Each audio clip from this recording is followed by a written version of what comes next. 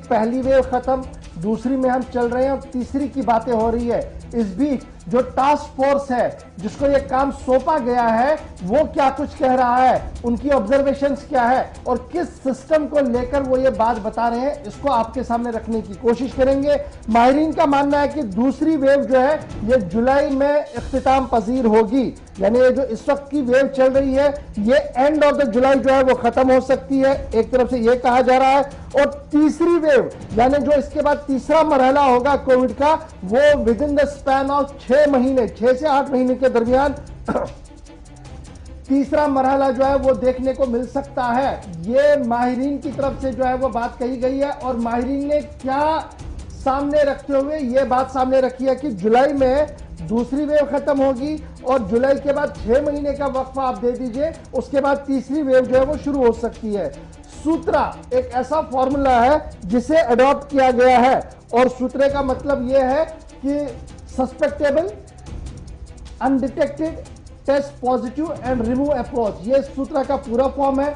इसको मॉडल बनाते हुए साइंटिफिक तरीके से ये पूरा मामला सामने रखा गया। 1.5 लाख से ज्यादा केसेस को हर दिन परस्यू किया गया और उसके बाद डाटा जो सामने आया उसने ये कहा कि ये वेव जो है ये जुलाई के आखिर तक खत्म हो सकती है, उसके बाद 6 से 8 महीने और हमें इंतजार करना होगा, उसके बाद तीसरी वेव आएगी, ये माहिरीन का मानना है। अब जो स्टेट्स सबसे पीक पर रहे हैं माहिरीन के हिसाब से वो कौन कौन सी है? महाराष्ट्र, उत्तर प्रदेश, कर्नाटका, मध्य प्रदेश, झारखंड, राजस्थान, केरला, सिक्किम, उत्तराखंड, गुजरात, हरियाणा, इसके साथ साथ दिल्ली और गोवा को भी पीक में रखा गया है। इसके साथ साथ यह भी कहा गया कि महेंद्र अग्रवाल जो आईआईटी कानपुर के इस पैनल के मेंबर हैं, उनका मानना है कि अभी जनाब और जो हमें बाखबर होना पड़ेगा और रिसर्च जो है वो इस पर करने होंगे, क्योंकि तीसरी वेव के बारे में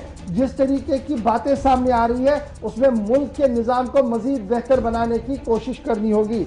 अभी हमारे पास कुछ वक्त है, दूसरी वेव में कहां पर और पीक हो सकता है?